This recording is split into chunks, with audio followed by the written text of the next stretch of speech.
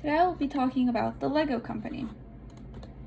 It all started in 1932, where the concept of the Lego first came out when the founder, Ol Kirk, was suffering from severe financial burden during the Great Market Crash of 1929, or also called the beginning of the Great Depression.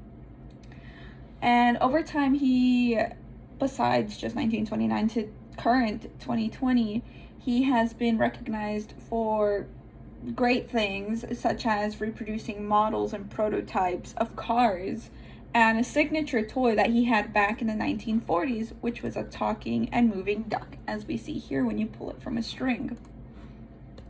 This all began, as I just said, during the beginning of the Great Crash of 1929. And to suffice and meet, he started to think about what is something that I can do personally to suffice and help my family grow. And he said, I will take these woodworks and make inexpensive toys. He began to do this and created a variety of finely crafted wooden toys from high quality birch wood.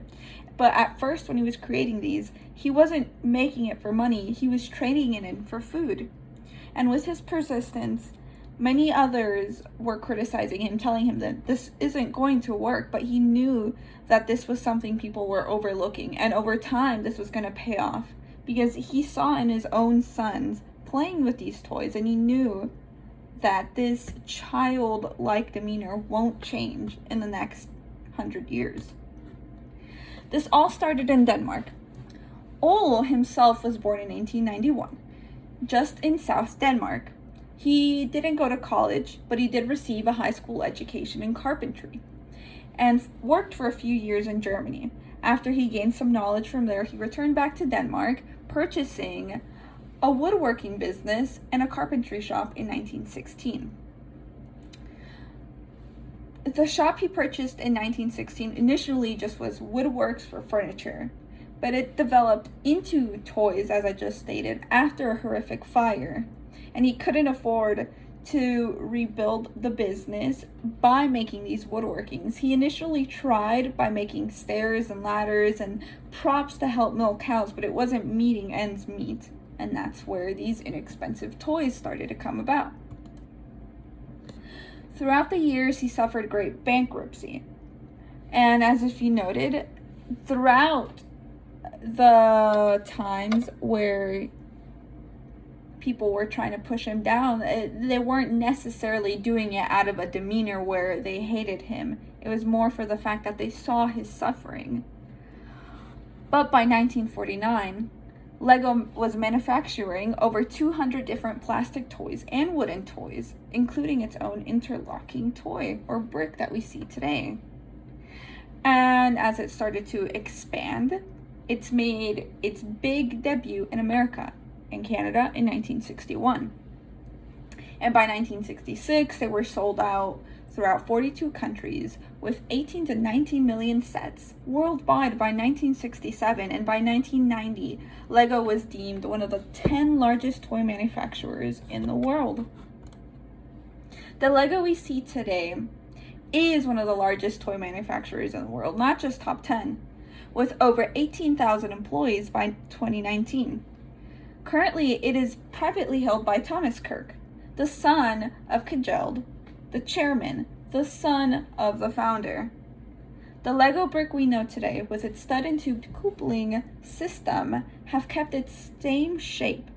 And if you take a brick from 1958 and try to interlock it with a toy from 2020, it will work. And that is one of the things that defines it from any other toy. It keeps its same values and it moves on forward. One of its main assets throughout its projectile to what we see today is supporting children affected by crisis. I want to point out that throughout this beginning of the Lego Company, it has always been for the children. And as I said before, he did this, he saw his own children playing. This is one of the biggest motives. And because of this, the Lego Company helps millions and millions of children affected by crisis.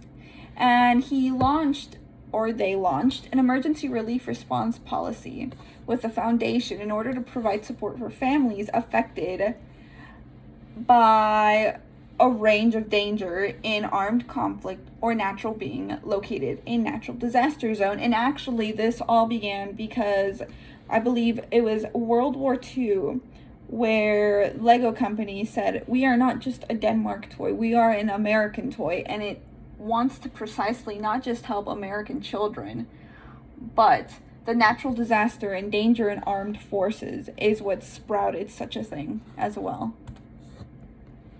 It also does great in reducing CO2 impact.